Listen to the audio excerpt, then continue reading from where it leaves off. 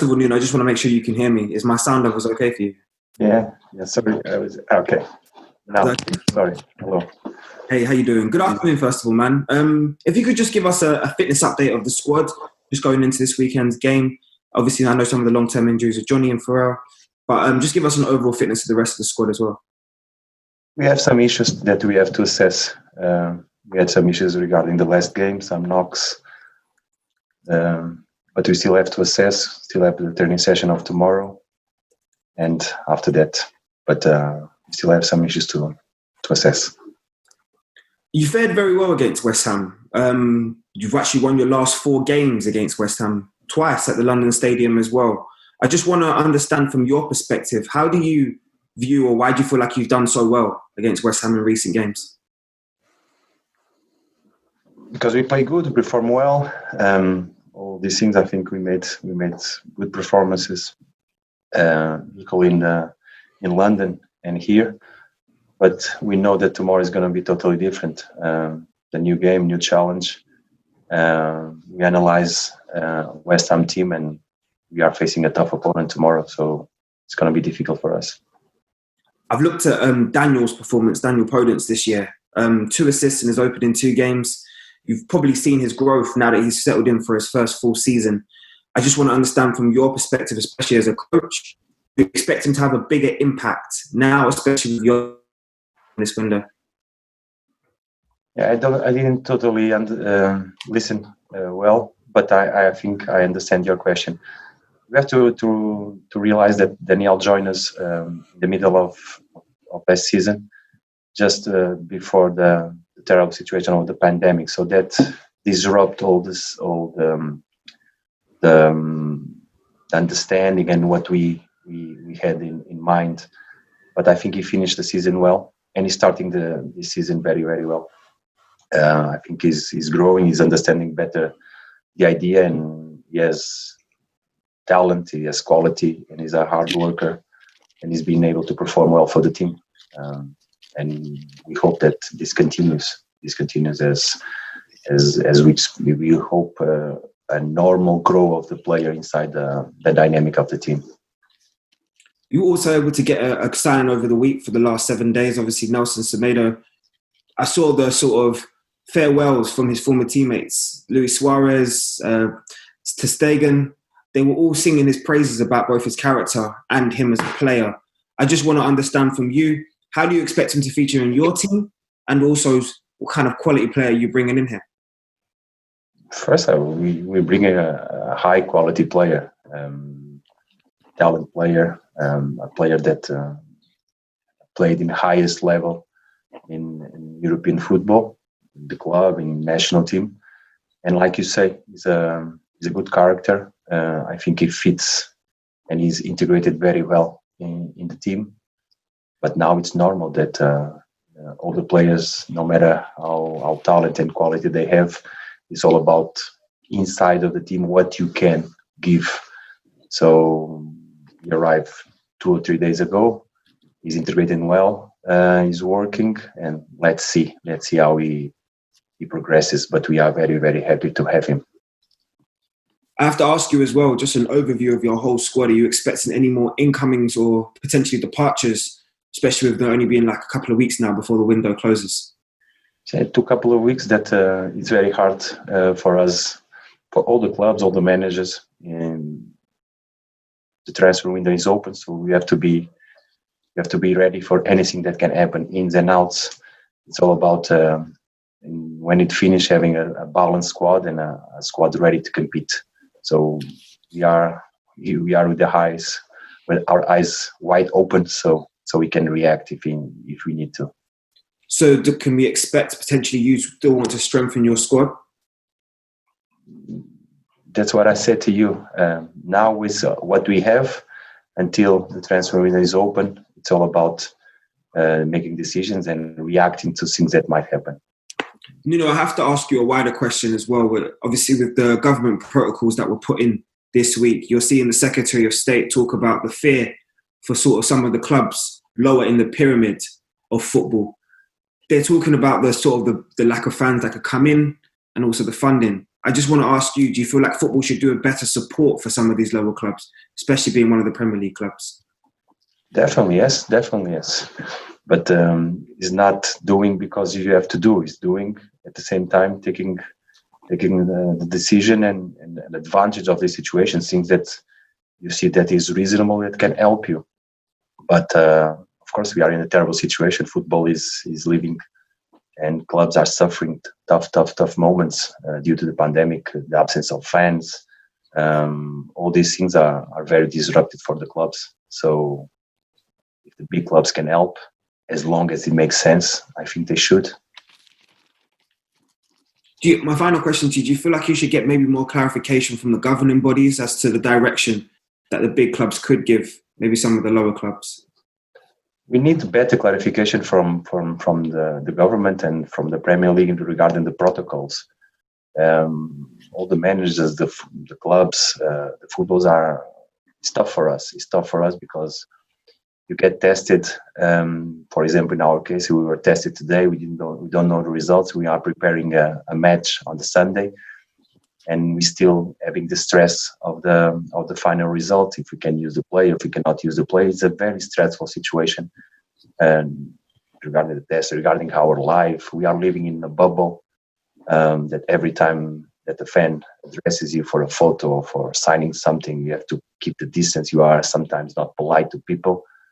It's very difficult. It's very, very difficult and disruptive in terms of preparation and planning, because you don't know what can happen after the test comes, after the result of the test. So better clarifications, faster results of the tests, that would help immensely all the teams. So we can proceed and not having these problems that can happen, because after that, unfortunately, everybody will start complaining and finding different excuses for different situations that I think with better clarification, we will avoid in the future problems. Thank you so much, Nuno. Good luck this weekend. It was a pleasure. Thank you. Hi, Nuno. Afternoon. Hello, Pete. Hello. Can I just ask you, with Nelson Semedo, what advice or warning do you give to a player coming to the Premier League who's come from a league like La Liga in Spain? What do they need to know? That they're going to compete in the highest level of football against the best teams around. So it's not an advice, it's a simple communication saying that this is a new challenge that will require the best of you. Are you scared about putting him straight in against West Ham, or would you welcome him to play? That's things that we have to assess, that we have to decide. We still have one more session, and after that we'll decide. How do you see him and Adama Traore working together? Because seemingly you would have the speediest right-hand side in the Premier League. Let's see if they can put all the speed inside of the dynamic of the team. But football is not about speed. It's about lines of the ball. It's about organization. It's about all these things. Then comes the individual characteristics of the player. But he started working with us 2 days. The complicity and the societies will come later on for sure. What's your philosophy going into this game against West Ham, knowing you've beaten them 4 times in the Premier League since you came back up, but having lost to Man City but played so well? How do you convey that to the players? Our philosophy is simple. It's each game at a time.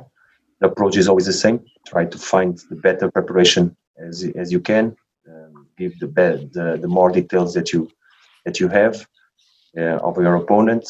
Our philosophy is simple: compete. Don't think about anything else. Action after action, inside of the game, compete. This is our philosophy since day one. As a club, were there any concerns when you found out that West Ham's head coach, David Moyes, had contracted COVID-19 and also 2 of his players? What steps did Wolves take before agreeing to play this game? No, we are not concerned. Me personally, I wish David Moyes the fastest recover as he can. Also, of these players that are infected, And what happened to West Ham can happen to any one of us as a club and as a squad. And it's tough. It's tough when you are preparing a game and you see that you cannot count to certain players, and you yourself you cannot be on the touchline. It's tough. But in our point of view, we are not concerned about anything regarding this game. We are confident and we trust the authorities to keep things healthy and safe for us. Just finally from me, we've all had to readjust again this week as a result of the pandemic. How does it affect you and your players? Do you have to be mindful? A lot of people can get anxiety in times like this. It's quite stressful. How have you had to adapt? We have to adapt, and we have to keep the same message since the beginning of the pandemic. Let's take care of each other. Let's protect each other. Let's respect all we have to respect, because we live inside of a bubble. It's about trust in ourselves that we can behave as normal as possible. But the anxiety is there. Every time you test, you are concerned. But as a society, everybody's concerned. Our social life is totally different now, totally different. And it's not nice at all. It's not enjoyable. Thank you, Nuno. Thank you. Nuno, just going back to your own test, you said that the test took place today. Do you do them every Friday, and then when do you usually get the results? We do it 2 times a week. Sometimes it depends on the game, on the schedule of the training sessions, and we try to adapt so we can be tested 2 times a week. Yeah. How disruptive do you think it's been to West Ham this week? I mean, they only found out on Tuesday just before that game, and obviously they've still got the manager and 2 players who are unavailable. Yeah, very disruptive, and can happen to anybody. Now is West Ham in this situation? It was City. We ourselves we had issues with the virus. It's very disrupted, and there's always this fear that if some of us has a problem, how far this contact or infectious can spread inside of your group. So it's difficult. It's difficult. Everybody knows that. In the EFL, there isn't compulsory testing now, whereas there was at the end of last season. Do you think that there should be? Because that might have avoided the problem with Leyton Orient not playing Tottenham and they're not playing Walsall tomorrow, and if they possibly spread it to other Premier League squads. Should all the Football League be testing every week like the Premier League? I think all the society needs to have, but we know how is tough the financial impact is. The economics of the clubs are not the same, so we cannot demand those situations. I feel that everybody's trying to be helpful, to try to cooperate. Big clubs helping AFL clubs, but it's a wider question. It goes more to government, to the big associations to solve it. Nuno, thank you. Good luck. Thank you. Mike, do you have any questions, sir? Can't hear you, Mike. I don't know, because you're not on mute. It's a bit strange. No.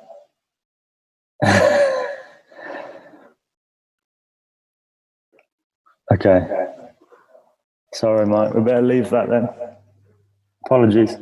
Okay, so we move on to the written section now.